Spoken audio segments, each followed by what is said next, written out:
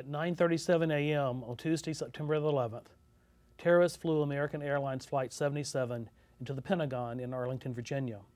All 53 passengers and 6 crew members on the plane died, along with 125 people in the Pentagon, 70 civilians and 55 military service personnel.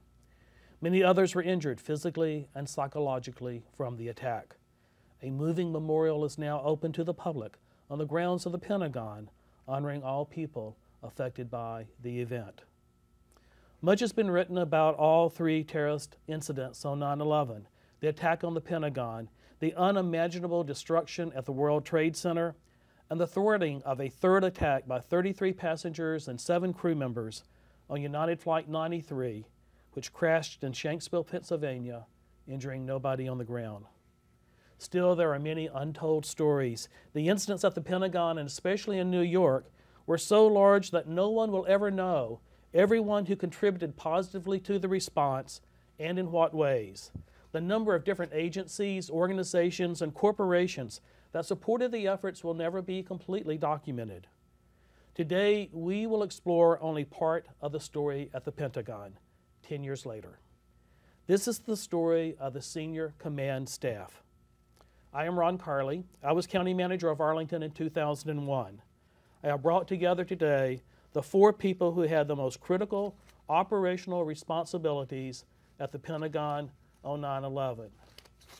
Now, they will be the first to tell you that any successful emergency response relies on many people below them and from organizations that they do not control, in fact, some that they do not even know about. However, the operational command staff have to get it right, because if they don't, you cannot get the most and the best from other people. At the Pentagon, there is every opportunity for command to get it wrong. Here's what happened, and here are the players. The event first was a plane crash, a fire, building collapse, emergency medical response with extensive casualties in Arlington, Virginia. I'm Jim Schwartz. On 9/11, I was the Assistant Chief for Operations for the Arlington County Fire Department. Hi, I'm Ed Plaugher. On 9/11, I was the Fire Chief for Arlington County. Now, of course, the event was at no ordinary building. It was at the Pentagon, a U.S. military installation and the headquarters for the military of the world's greatest superpower. Hi, Ron. I'm Jim Jackson.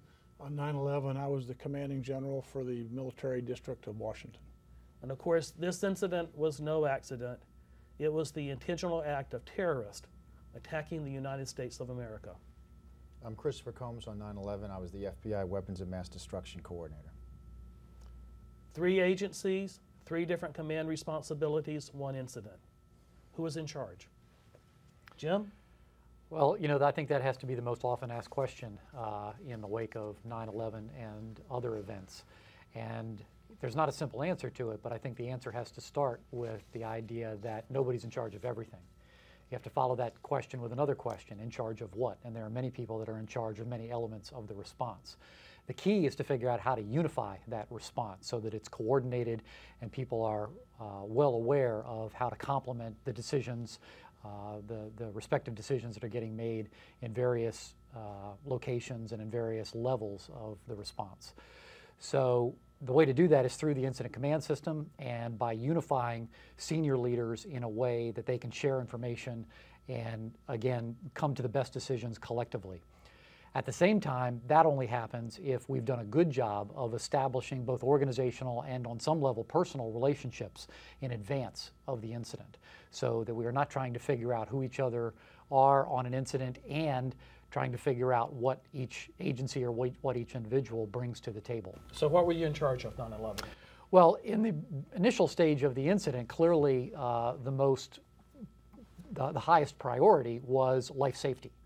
So my focus was on dealing with the casualties that were both outside of the building and those that were still trapped in the building, gaining control of the fire itself, ensuring that there weren't additional hazards on the incident scene that might have been brought by the terrorists as a result of their attack. So bottom line, you were the incident commander? I was the incident commander, but supported by others in a very similar senior role that were there to assist in all of that high-level decision-making. So Ed, you're the fire chief. What's your operations guy doing as the incident commander? Why not you? Well, You're the senior guy. The incident of this magnitude, and all incidents of this magnitude, require a senior executive to have the overarching authority to run the incident and bring all the players together under a common tent or a common platform.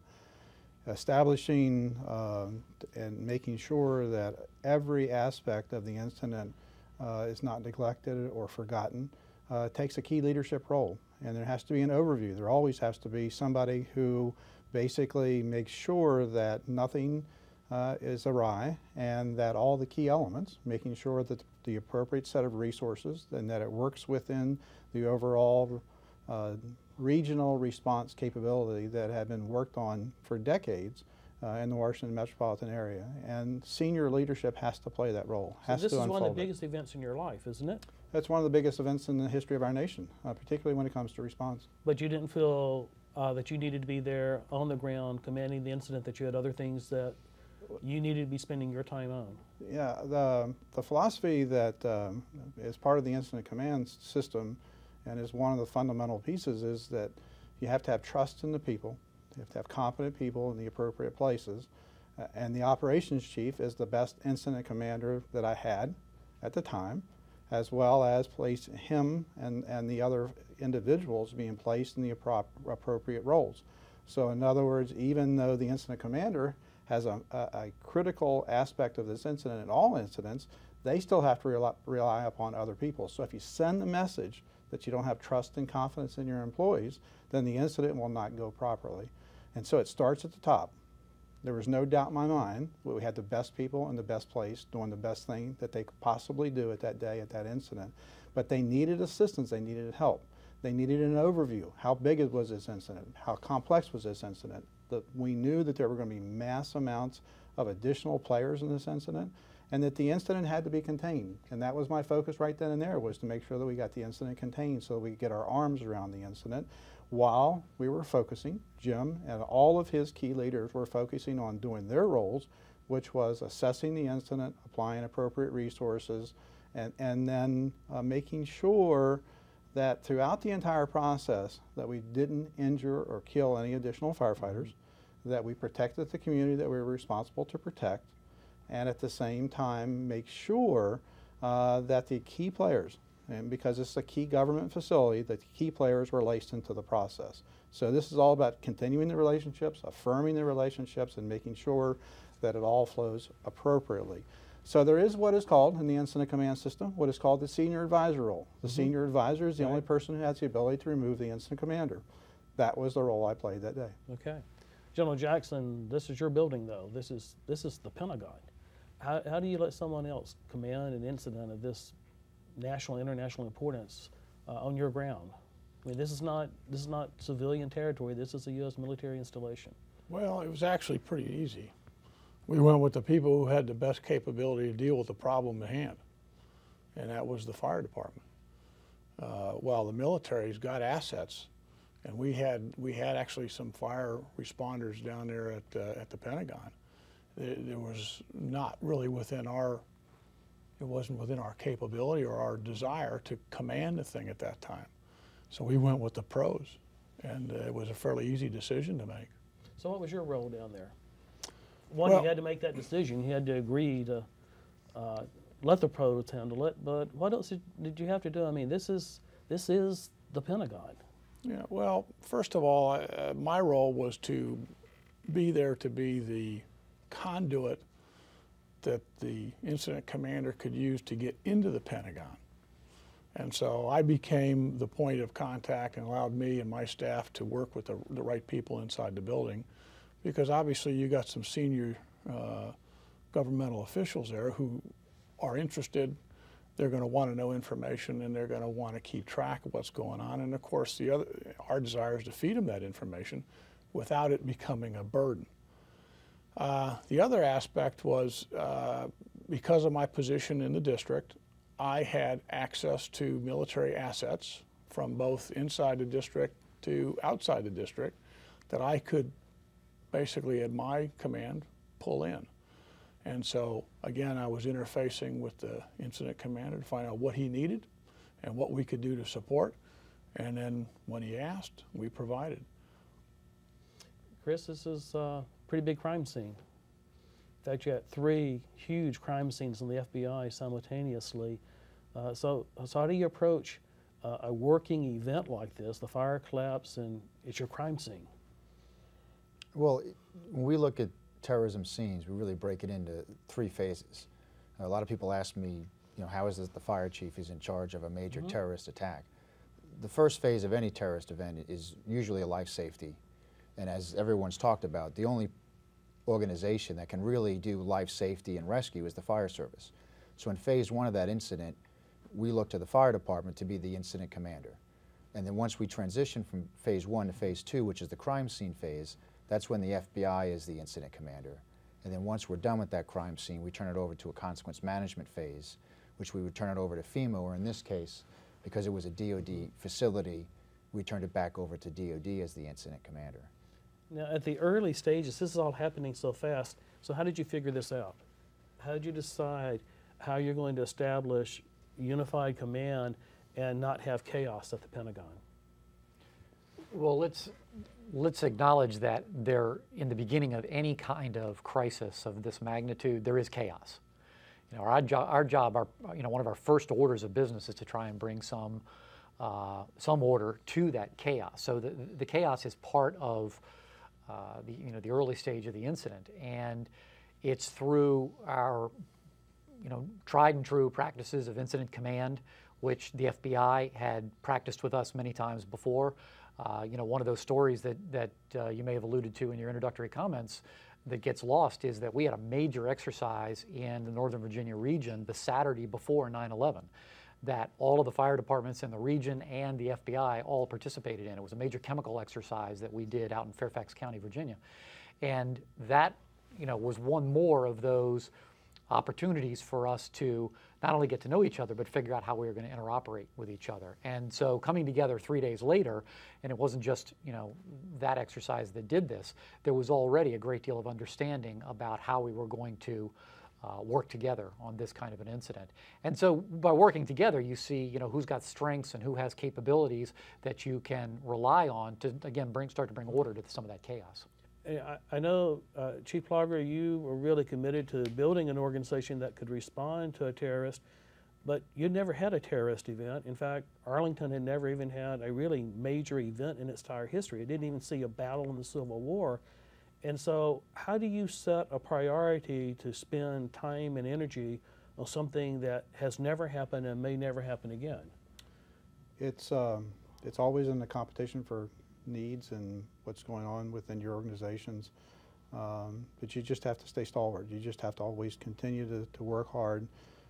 One of the stalwart moments, or one of the key moments in the history of Arlington, from my perspective, being a brand new fire chief in Arlington County, was the Tokyo incident that occurred in '94 with the sarin gas attack, which truly, from my perspective, told us that we needed to revisit how we were set up and what we were doing, particularly for the region and our preparedness. Once we started that, once we assumed the leadership role in Arlington to prepare the region for a chemical or a biological attack, once we started working diligently to make sure that we had the entire region on the same page, fire chiefs, police chiefs, working hard with the FBI on the command and control systems, making sure that we had everything working properly, it started to gain momentum. We started to receive federal funding. We started to receive federal recognition. We were making progress in the recognition that it was going to take the entire region to manage this incident. And so we continued in that vein.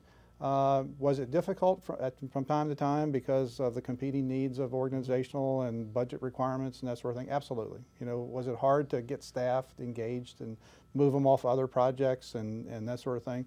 But some things you just have to believe in. Some things you have to realize that the potential is that great. I also realized, and I truly think every fire chief out there will recognize this, in that the real job of a fire chief is to assess risk and make sure their organization is aligned to meet those risks. To me, it was very obvious, being in the nation's capital, being on the door of the nation's capital, that we had a terrorist problem. and that we needed to be prepared for it. The region needed to be prepared for it. We had a great system for firefighting in Northern Virginia. We don't use political boundaries to determine what type of fire response goes to a community. And we just unfolded that throughout the entire Washington metropolitan region. A lot of it was built upon the platform of the Air Florida crash that had occurred decades earlier. And so we had a great foundation to build upon. We just needed to plug and play a terrorist response capability on it, and we needed to exercise it. We did exercise it on the grounds of the Pentagon. So you were inspired by or motivated by the attack in Tokyo and started work to prepare for a chemical attack, which we didn't have. We had a plane crash. And we've spent a lot of time since then preparing for terrorism. You're fire chief now. You've got to make the decisions he was trying to make then about priorities. Are we spending too much time on terrorism? Especially when you see the number of weather events that we've had since 9/11. Mother Nature's been much more effective than terrorists in attacking our country. Well, yeah, I think each community has to assess what are the most likely risks, what are the most likely events that they are going to encounter, and build their system to be able to react to those most likely events. Certainly, you know, in the Midwest, tornado activity is most prominent. In the Southeast, hurricanes, you know, as we start the new hurricane season now, are most prominent. And in many of the urban areas, terrorism remains somewhat of a threat. Now, how to measure that threat, I think, is less material than trying to build systems that are adaptable and that can deal with different kinds of threats. You know, when you talk about your preparedness activities, what you're really doing is building baselines of capabilities that can be used for a weather event or for a large fire, or in our case on 9/11 for an act of terrorism. So I think, you know, the term all hazards is used a lot. That term has to be used in a way that acknowledges that we can't prepare for everything equally, but we have to prepare for everything on some level, because every community could be touched by, you know, some sort of large weather event or an act of terrorism. You share that philosophy, Ed? Yeah, I was going to say, Ron, in addition, I think it's all about confidence and competence, and making sure that organizationally that the things you do builds organizational confidence and competence. And your approaches have to be such that they're building that they're always building the strength of that from every aspect of your response. Then if you haven't hit it perfectly right, airplane into the side of the Pentagon, which we didn't hit, nobody did, didn't hit it right. We knew that we had the confidence and the competence to manage that type of a large-scale, multidisciplined regional response, because we had built that confidence and competence throughout the entire system. That's stalwart. That is absolutely a fundamental piece of what every community needs to do, and you do that one day at a time. You do that every incident at a time. You plug out and use the incident command system every time. You reinforce those fundamentals and principles, just like they do in the military. They don't haphazardly do a small skirmish. They do everything appropriately at every time. And that's how you build the confidence and the competence. And we just took that model. We grabbed it from the military. I think part of what we're talking about here is that you're institutionalizing a lot of these behaviors. You know, right. when we started after the Tokyo attack, you know, with building new capabilities, we had an awful lot of people who didn't get it. We had an awful lot of people who were wondering, you know, I came into this business to crawl down smoky hallways or take care of sick people, transport them to medical care facilities, that sort of thing.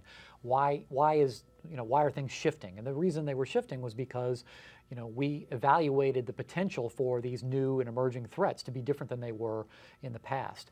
And so, you know, this building of relationships is critically important.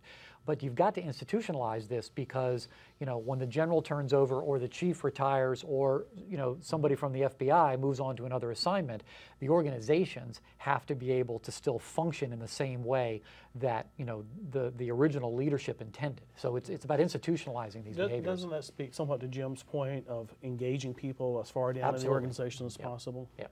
Now, they're working on all hazards approach over here at the local level. You live and breathe anti-terrorism every single day.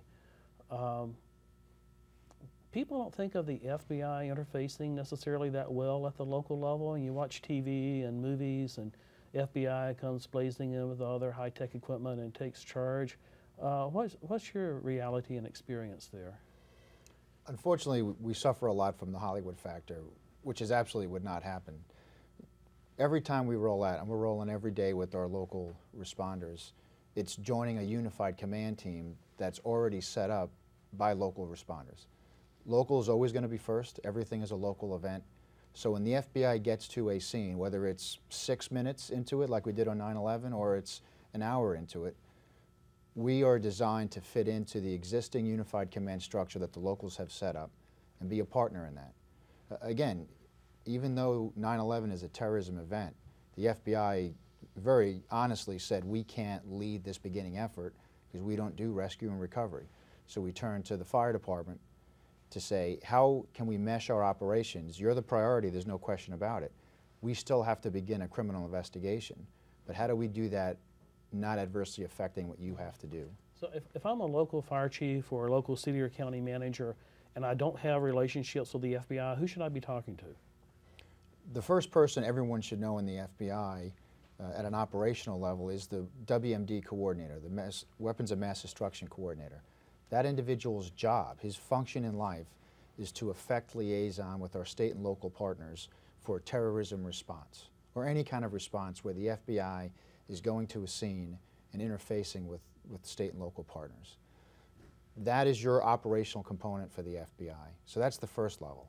And then up to the special agent in charge, the SAC, where the chief, the county manager of those agencies need to know that individual, because the special agent in charge is really that first federal person who will be on scene, who can command the federal resources and request additional federal resources from outside of that region to come in. And it's important to have those relationships, as the general said, from the chief to the special agent in charge, through the operations staff to that WMD coordinator. Thank you. Now, the Pentagon's, of course, unique. National Capital Region's unique. Though we got military installations all over the country. And so what should local leaders and installation base commanders be doing in terms of establishing relationships? Should they be? Does it matter? Oh, absolutely, and it's happening every day.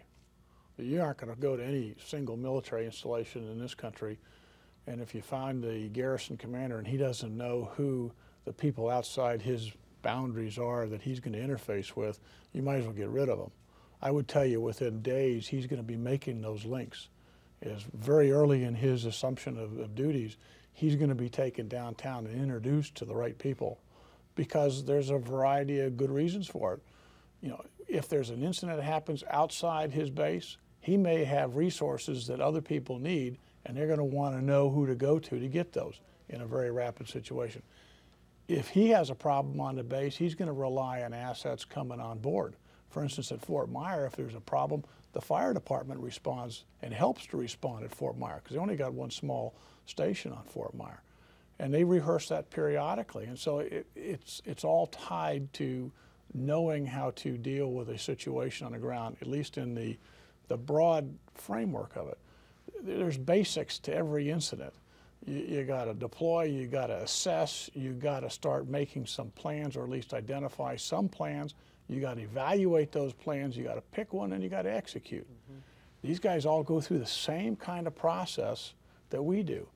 And so what you do is you come together to be able to figure that out. And that's why those relationships are important. And they're happening every day out there throughout this country. I want to talk a little bit about some of your personal reactions, if I may. You know, one of the points that you've made to me, General, is that your professional training led you to be the one to cause these events, to attack other people, our enemies.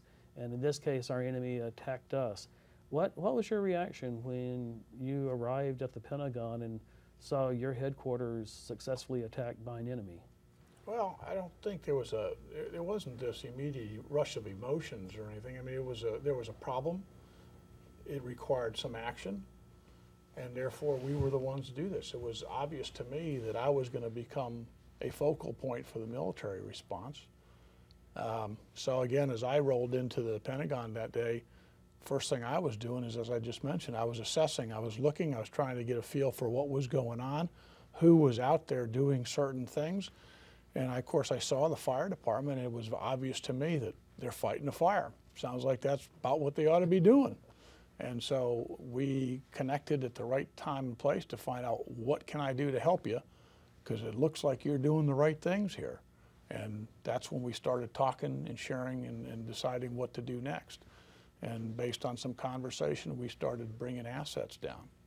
So it really, I mean, you're almost operating off of autopilot when you move in there. It's off of prearranged thoughts and patterns that you've built, and you know, the way you decide, the way you engage, and you're just doing.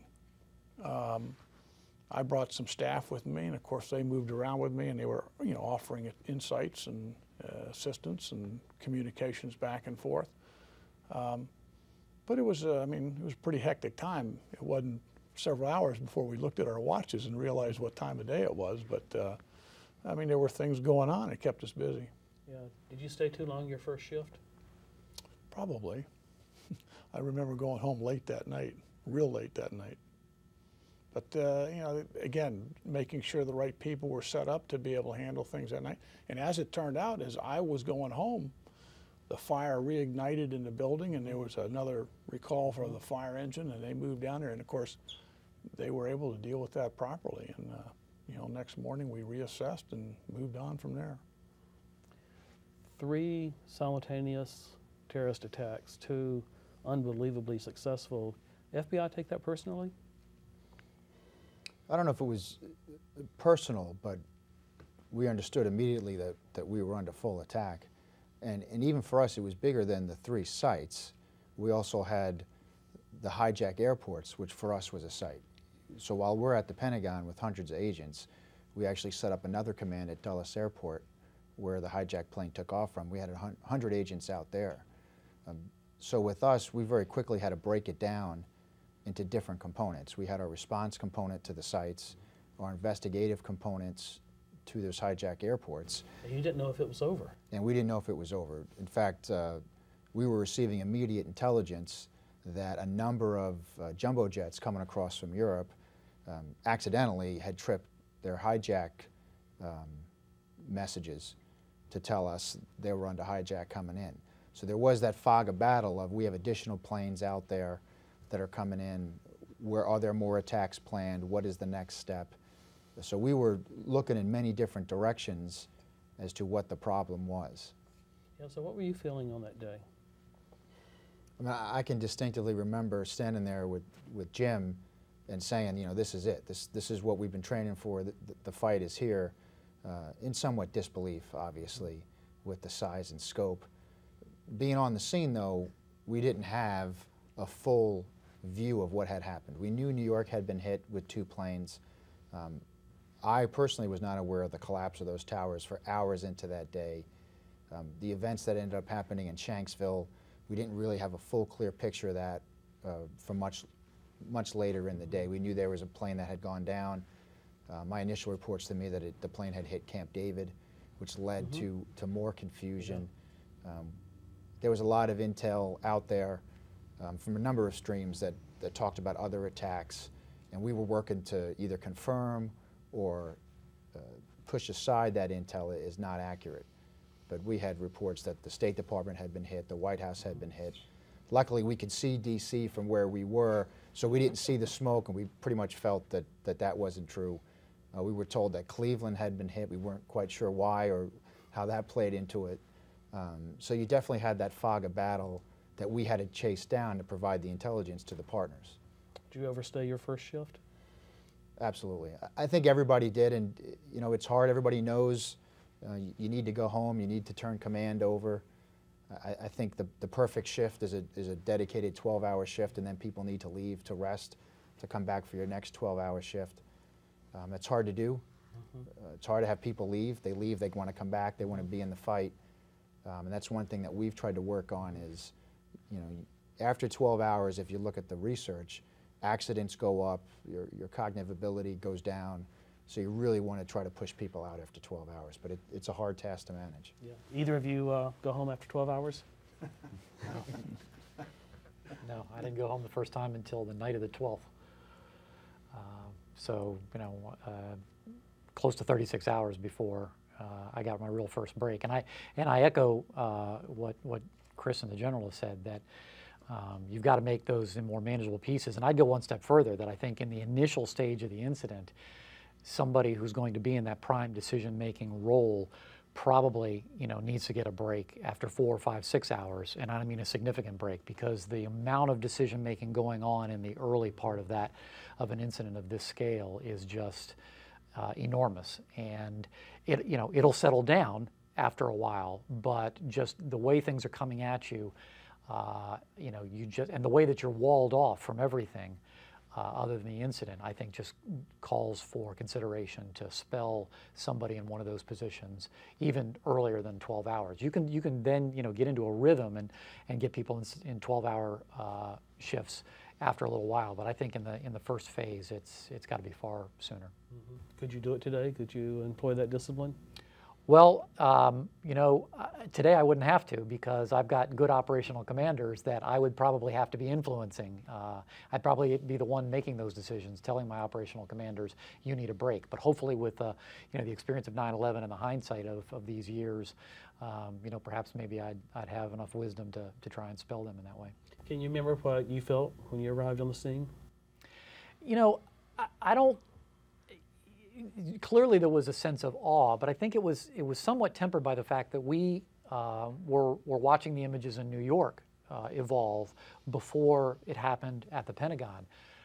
We had watched as much of America did, that second airplane go into the South Tower, which for us confirmed what we had already assumed because of the first airplane, and that was that these were intentional acts. This was an act of terrorism. So I think there was maybe a momentary sense of disbelief, but then, as the General said, you're going to work. You've got to marshal all of your energy, towards executing the tasks that need to be done, to focus on life safety and gain control of this fire and gather the situational awareness. If you are going to be overcome by emotion, you're going to be far less effective. And I don't know that anybody, certainly in the leadership team, was feeling that way. What were you feeling, Ed? Actually, it's a great question, Ron, but actually now that I reflect upon it, there were no emotions. I mean, I was pure focused on making sure that we had the right resources, the right players, the right individuals in the right places, making sure we had the right assets, enough EMS assets and enough fire assets on the incident scene. And actually, I think it was a couple of years later before any emotions really started to come back in. It was pretty remarkable, because I'm a pretty emotional guy, and the department knows that. But at the same time, I basically didn't know I had the ability to just turn them off, and just went to work. Commandeered a helicopter from the Park Police, made sure that we understood the complexity of the incident, made sure we understand how much of the Pentagon, 6.6 million square feet, was involved in this incident. Did we have enough assets and resources? Did we have, there was 24,000, 25,000 people at the Pentagon. Did we have enough EMS assets to deal with the consequences? Was it laced with a chemical or a biological? Was all those things to work? I was also wearing at the same time the county's emergency coordinator hat, so I also had an emergency operations center, which had a guy who had been there one day who was operating the emergency operations center as part of your team there. And so I'm not really sure I had room for emotions. I really don't. And now that I think about it, I probably didn't have room for emotions. Is that true? Is that a similar story for each of you? Yeah, I mean, you're into that almost muscle memory at this point. You're just going with what you've been trained to do. Yeah. There was some thought, though. I mean, every once in a while where you had a brief moment, for instance, some of us knew people who were in that building. And so you'd have these flashes periodically, but then you'd come back to reality, and you couldn't allow yourself to go down that road. There'll be time later to grieve. Right now, the mission at hand is to get this area fixed and get it under control. And when you're working with guys who know what they're doing, it's not hard. You kind of saddle up together and off you go. And focus on mission. Sure. Well, and you asked about going home. I went home, but I didn't go home. So I just might as well go back. I mean, so it was one of those things that it wasn't even any use for me to be there. Just shower, change, and go back. And I did. And because it's not something that... you can't go home and lay down and go to sleep, can you? Oh, no. I mean, you can go home, but you're not going home. So, I mean, it's one of those situations. So let me ask you to talk about this a little bit. We focused on the three lead agencies that, by statute and incident, really had command responsibilities. But there are a lot of other agencies involved. Could you just talk a little bit about some of the other agencies you worked with and the importance that they play in this incident and any large-scale incident of this magnitude? Who are some of the other critical players out there? Wow.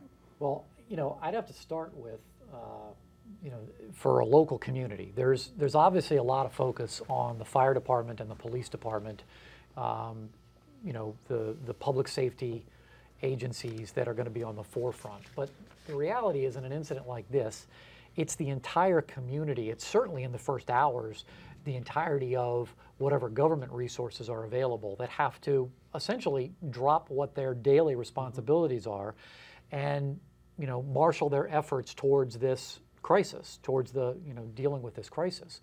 So a lot of the lost stories that in an event like this are the way our Parks and Recreation Department and our Environmental Services Department, then called Public Works, even our libraries, the personnel that work in those jobs that we too often take for granted in, when we're talking about a crisis like this, that really fell in and did critical work to support those of us that I would say were on the front lines, but just did enormous work that was extremely important to our success. People don't think of Parks and Recreation and libraries in the context of terrorism. No, they don't think of that at all. One of the very first resource requests that Chief Plaugher urged us to make was 6-foot chain link fence, 2,000 feet of it, so that we could create a physical barrier and begin to control access to the incident site. Well, where do you get that? Where does that come from? And it was our Parks and Rec department in Arlington that had access to that as a resource, and through our Emergency Operations Center got that tasking and produced, in a way that we weren't waiting days for that kind of critical asset, that kind of critical resource. It was there in just a few hours and was assembled, and we had our first hard barrier that enabled us to control access to a crime scene, and to one obviously that had still a lot of casualties that needed to be dealt with. Military has a lot of different components to it. What was the interagency coordination like? Well, inside the military, it wasn't too difficult. The executive agent for the Pentagon is the Secretary of the Army. That was Tom White. And as I recall, we bumped into each other fairly early on that day. And I was informed officially that I was going to be the guy.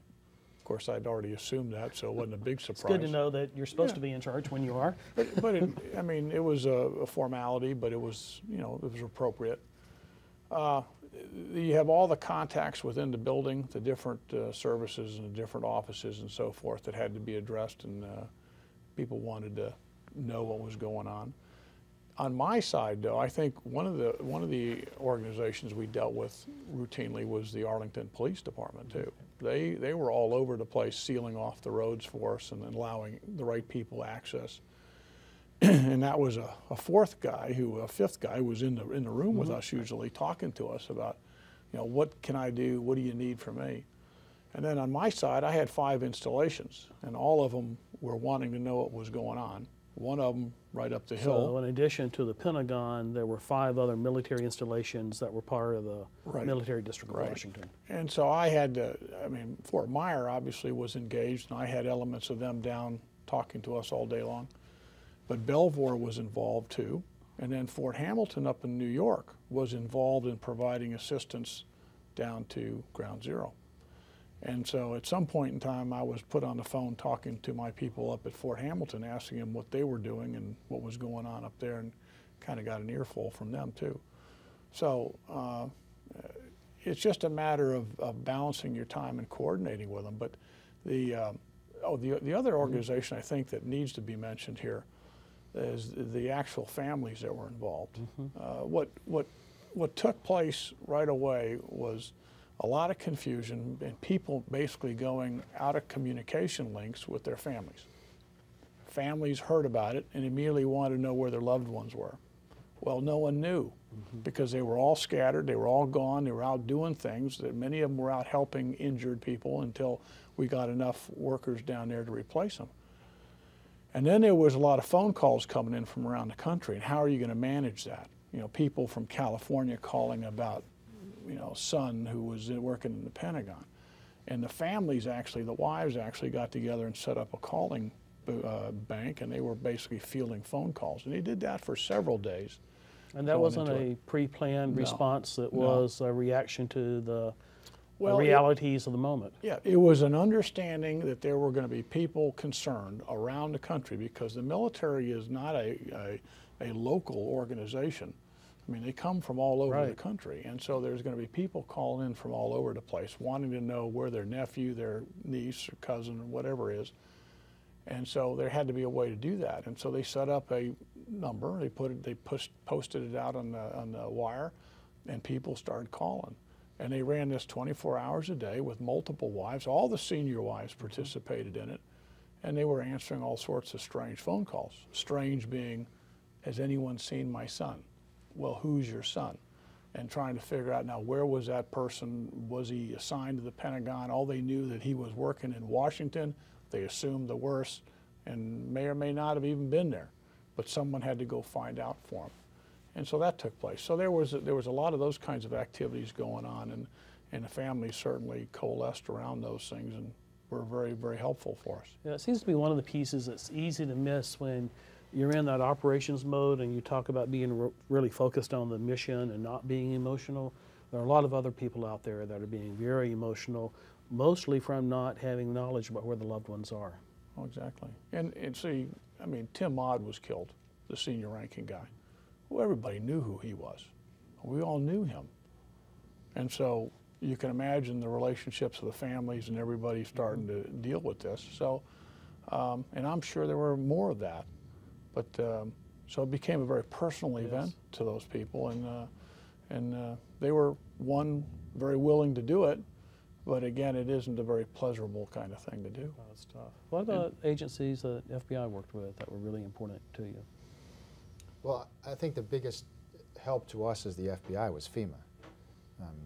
A lot of people think of FEMA purely as the post-hurricane or natural disaster. But FEMA brought in their urban search and rescue teams that obviously assisted the fire department. They did a lot of work with our evidence teams as well. And FEMA really helped the Bureau with the logistics, the size of the logistics package. One of the issues that FBI had at the Pentagon was so much of the FBI logistical package was going to New York that we needed some assistance at our scene, and we turned to FEMA.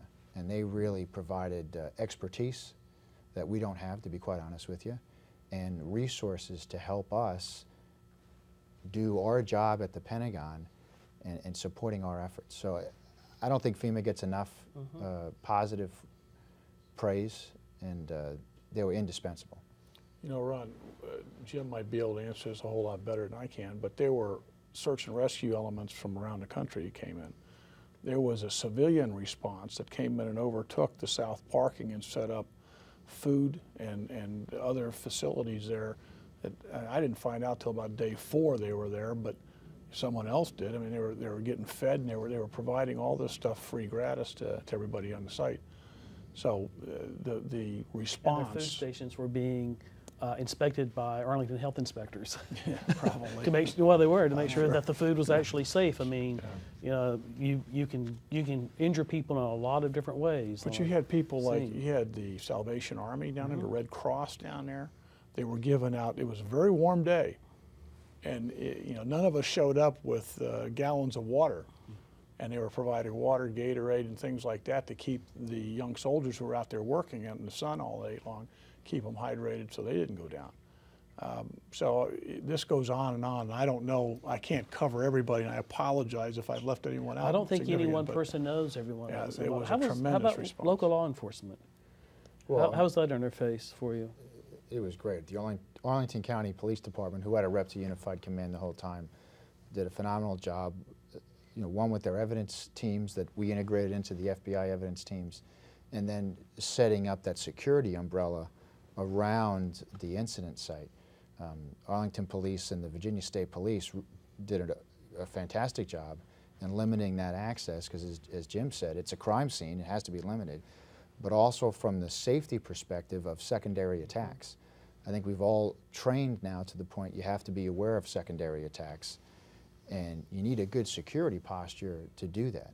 And the local police, again, Arlington County and the Virginia State Police did a fantastic job on that.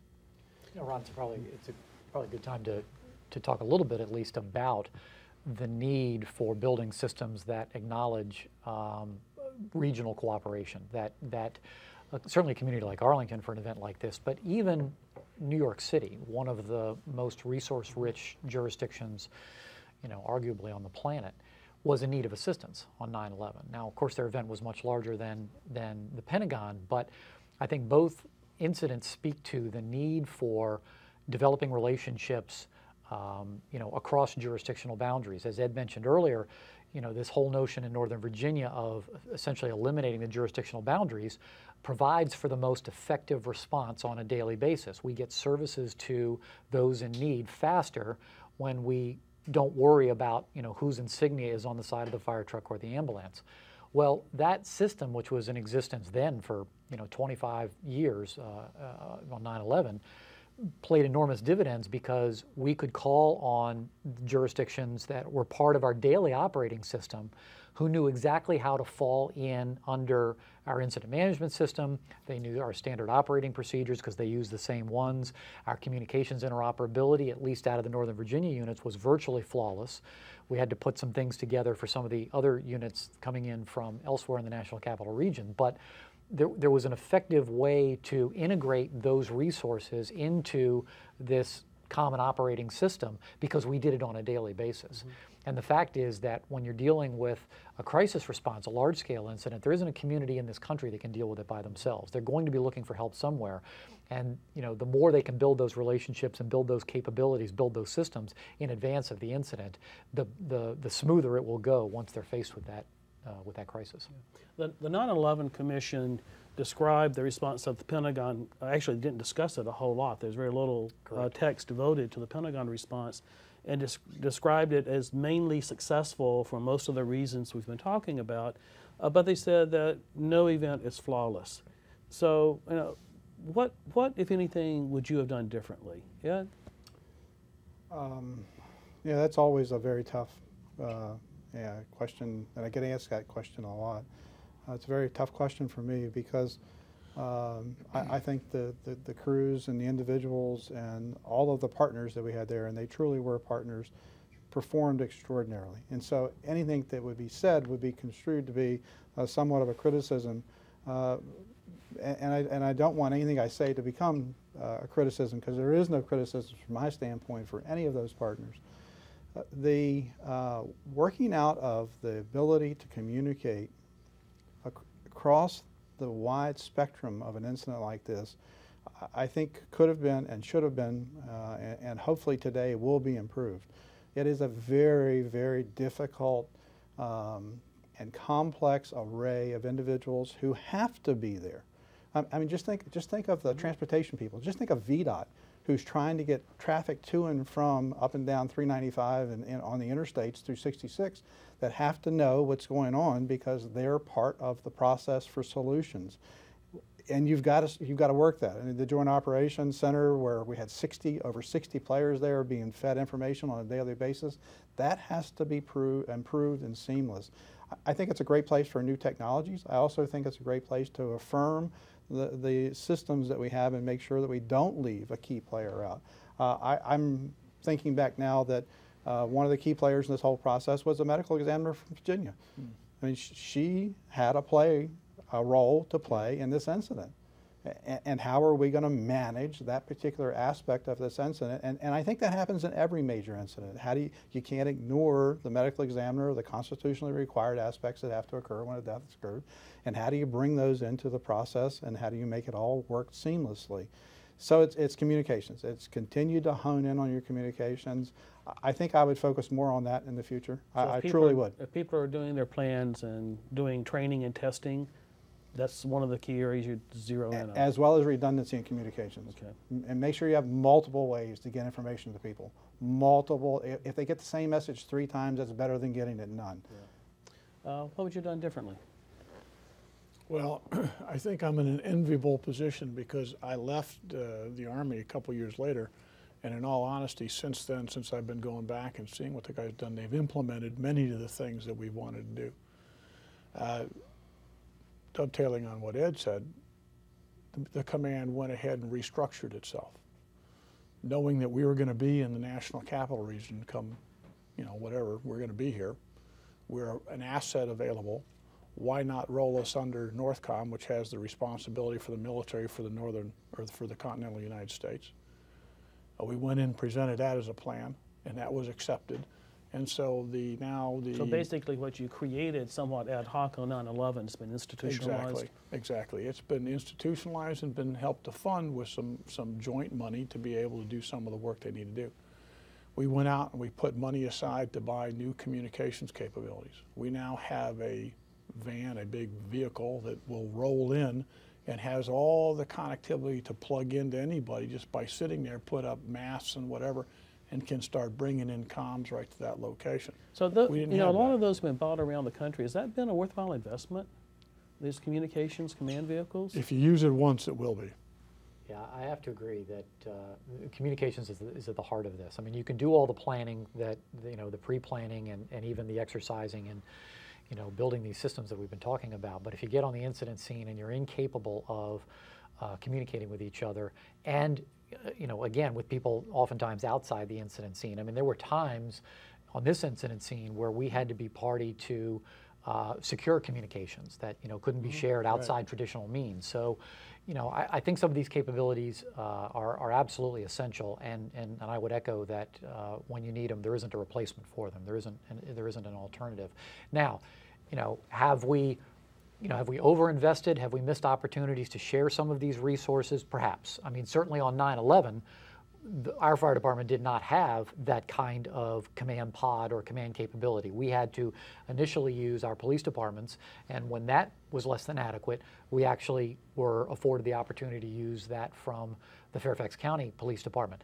But harking back to something I said a short time ago, that came as a result of these regional collaborative relationships that had really matured to a state that they weren't questioning why they were giving up a fundamental resource that they had. They simply knew that it was critical to supporting the overall effort. But if there had been an attack at the CIA or Fort Belvoir? Well, the regional system would have provided for another command unit that would have taken their place out there. And again, that's one of the beauties of having a system that acknowledges that your capabilities don't stop at a political boundary, at a jurisdictional boundary, that you can move resources up to fill in gaps as they continue to occur. So I'm hearing that similar theme of the importance of institutionalizing relationships and capability. Well, and you asked the question about, is it a wise investment for those types of units? Remember, it's only an investment, and the investments will not solve the problem. It is cooperation. It is making sure that you've built your proper alliances. It is making sure that you thoroughly understand who needs to be communicated to about what, and make sure that all those processes are in play. Having the physical resources to do that is critical, absolutely critical, but not the absolute essential piece of this whole thing. It's the complete package of communications. Should have done anything different? I don't know if we would change a lot of things. I think post 9/11, the Bureau has made some very substantive changes. The Bureau has always been investigatively focused, where now, obviously, it's still pre-terrorism investigatively focused, but around the country now, the Bureau has created more response elements that operate with first responders day in and day out. I think that's a very positive development. I think the relationship that the FBI has now developed, not just with law enforcement, but with the fire service, as well as emergency managers, public health, I think that has gone 100 miles down the road than what it was on 9/11, where traditionally the Bureau was very law enforcement focused. And in some of the bigger cities, we had really stretched out to the other members of the response community. Whereas today, through this WMD program that's out there, we're talking to emergency managers, we're talking to fire, police, hospitals, so that we have a real team approach to responding and dealing with terrorist attacks. I think that's probably the best thing we've done. Yeah, what worries you today? What worries me, we talk about investments and what's a wise investment and what's not. We've spent an incredible amount of money and training effort on WMD type attacks, chem bio, and what concerns me is we haven't focused on what we're hitting every day, and that's explosive attacks or small scale tactical attacks like you see in a Mumbai type situation. All training is good, working together on any scenario is good, but what worries me is conventional explosives and small scale attacks like you saw in Mumbai, and I wish we could drive more of our training to dealing with those type situations, because I think it's much more practical and we see it every day around the world. Luckily we haven't seen it here, but if you look at the failed terrorist attacks or the ones that the FBI has been fortunate enough to stop in the last 3 years, they are 99% of them an explosive-based attack or a tactical-based assault. What worries you?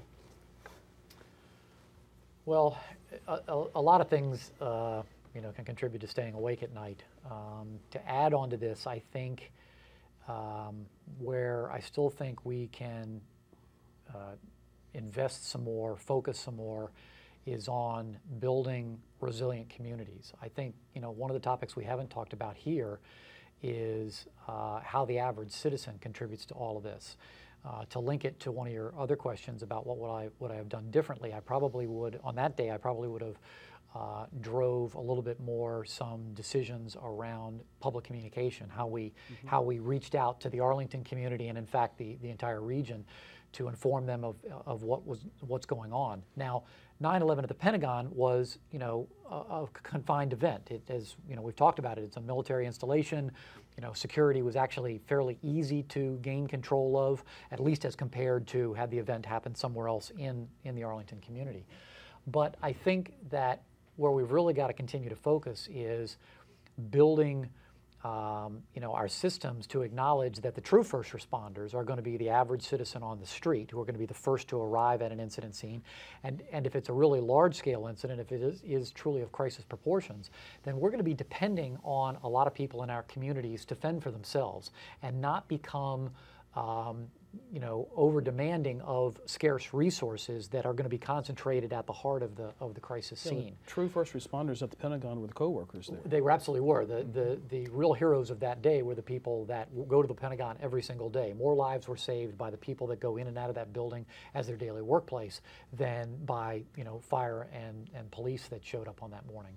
So absolutely, and the military obviously is focused on that kind of quick response and reacting to a crisis like that.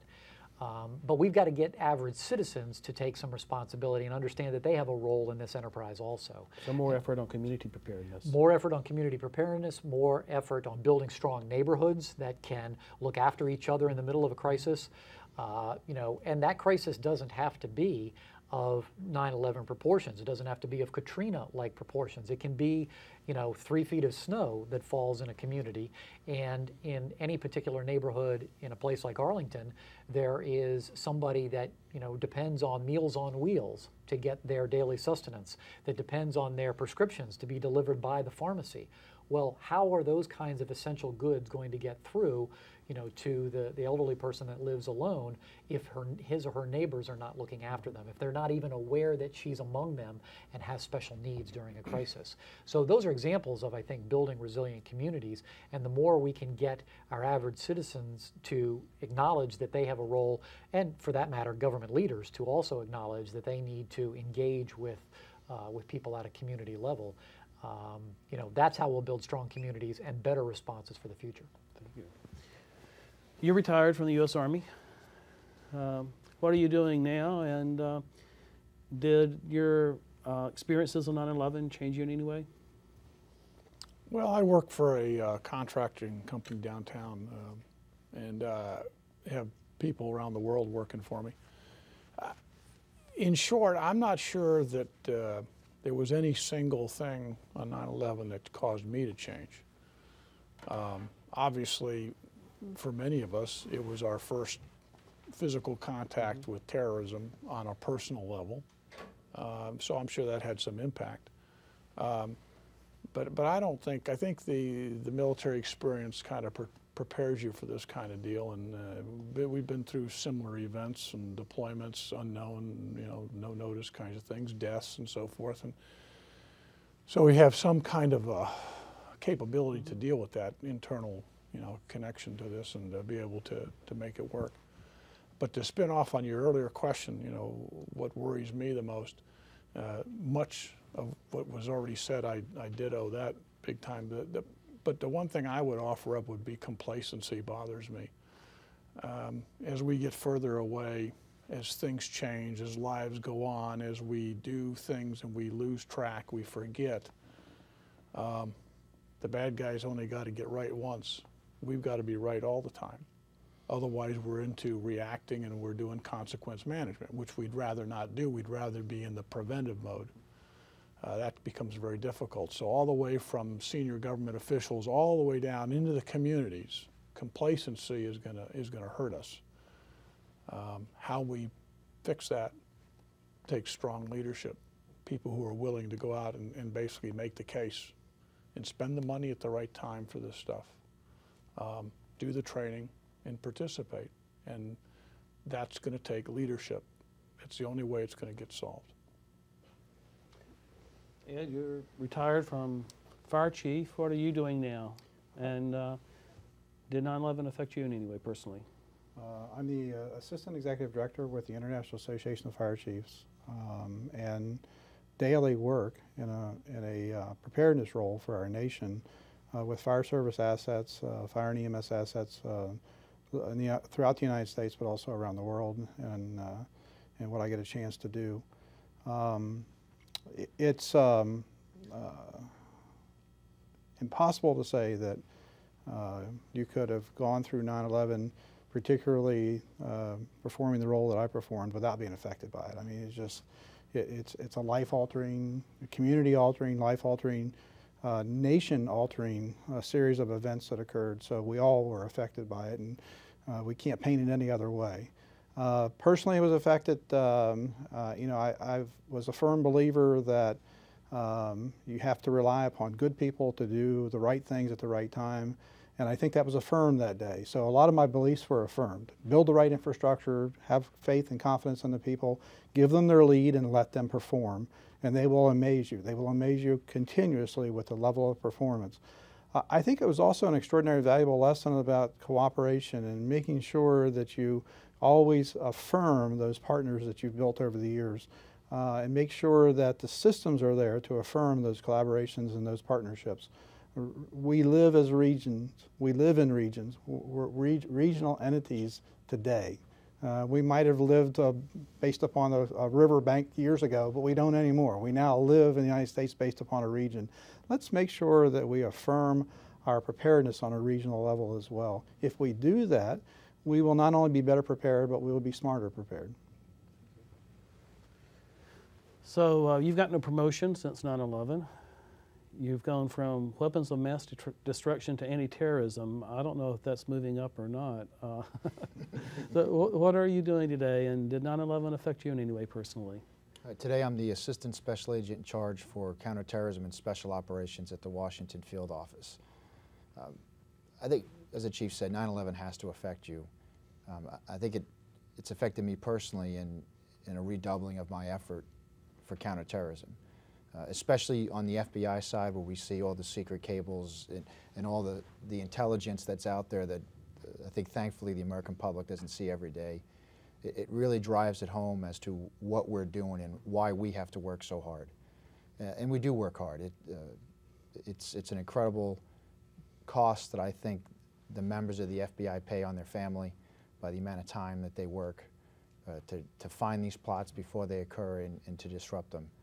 And then in the response, you know, we're going 24 hours a day to all of the communities to make sure that events that happen are not terrorist related. So I think I've redoubled my effort, as I think everybody on my teams has done, and it showed us what is the cost of not being vigilant. You know, what's the cost of not working as hard as you can every possible day?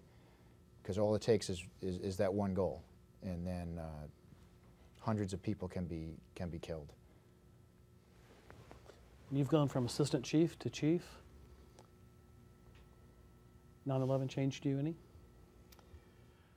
Well, I think it's brought a lot of the things that, that we prepared for in advance of 9/11, it made them real. So there's a certain satisfaction that we were on the right track and that we built some effective systems and capabilities that could react effectively to an event like that. I guess it also taught me that as I assumed the position of chief, that I don't have the real luxury of trying to run the fire department. I have to lead an organization where I've got good leaders beneath me who can do the daily work of running the organization, so that I can work at this institutionalization process, so that I can work across these boundaries, not just regional boundaries, jurisdictional boundaries, but also work with our partners in law enforcement, our partners in public health, our partners in emergency management, our partners in the nonprofit world, who all contribute to this enterprise. So, beyond going through the experience, the shared experience that others here went through, it's more about, how do I focus on the right things, and how do I build an organization that will sustain these efforts after I leave, whenever that is. So I guess it's made, the ideas that we were contemplating before 9/11 more real in a way that I don't think any of us could have predicted or invited, certainly, but I'm glad we did that work, and now that work continues. It just continues on a new level, because I think that the threat is, ever more realistic than perhaps it was when we were doing that planning before 9/11. I think, if anything else, it is about understanding that my role is to serve a community, and that community has something to offer, in this enterprise also. And we ignore that, really at our own peril, because sooner or later we are going to face another incident, whether it's as large scale as 9/11 or smaller. We're going to be depending on those people, and part of my role is to engage with them to find out what their needs are, and also sort of in the leadership role prompt them to engage with each other. Thank you. Thank you all very much for coming together. Jim Jackson, the U.S. Army, representing Department of Defense, Command, the Pentagon. Chris Combs, representing the FBI. Ed Plaugher and Jim Schwartz, Arlington County Fire and Rescue Department. Thank you for your outstanding response on 9/11. Thank you for what you've done every day and for your careers in public service.